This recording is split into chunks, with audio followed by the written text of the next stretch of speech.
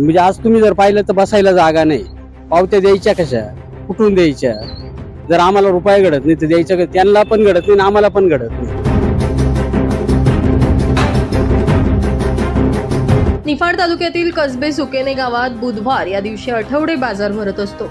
मोठ्या प्रमाणावर या ठिकाणी गर्दी होत असते. 10 ते 12 खेड्यांमधील नागरिक या ठिकाणी बाजारासाठी खरेदीसाठी येतात. परंतु पावसाळ्यामध्ये या परिसरात संपूर्ण चिखलाचं साम्राज्य बघायला मिळतंय.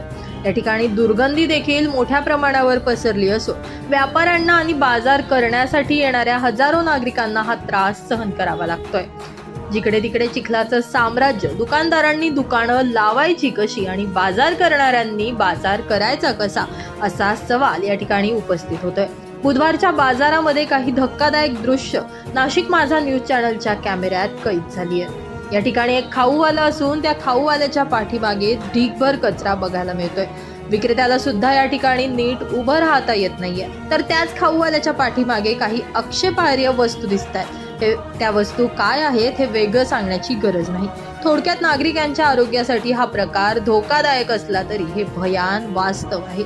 या पाकिटावरच्या माशा त्याच खाऊवाल्याच्या वस्तूंवर बसतात आणि मोठ्या प्रमाणावर कचरा तसेच माशा भाजीपाल्यावर बसतात आणि नागरिकांच्या जीवाशी या ठिकाणी खेळ सुरू आहे. या प्रकारांमुळे नागरिक त्रस्त झाले असून याकडे लक्ष देणं गरजेचं आहे. कसबे सुकेनेतील आठवडे बाजाराविषयी व्यापारी आणि नागरिकांच्या देखील आता कडवट प्रतिक्रिया बघायला मिळत आहेत. आम्ही कसबे सुकेना इथं बाजारासाठी आलेलो आहे. तर इथं बसण्याची एकदम दुर्गंधी आहे आणि दुर्गंधी असल्यामुळे आम्हाला इथं बसण्याची व्यवस्था नाही आहे.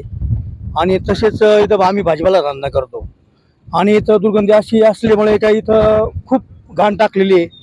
आणि इथं पावती पण म्हणजे पावती हिशोब पावती नाही, पण मग इथं घाण खूप टाकलेलं आहे की आम्हाला बसायला व्यवस्था जागा नाही आहे.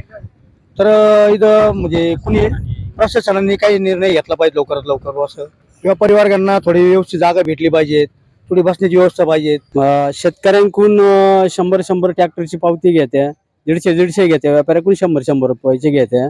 इथं इतके व्यापारी शेतकरी येतात का त्यांना कुठलीही काही सोय नाही. म्हणजे आज तुम्ही जर पाहिलं तर बसायला जागा नाही, पावत्या द्यायच्या कशा, कुठून द्यायच्या?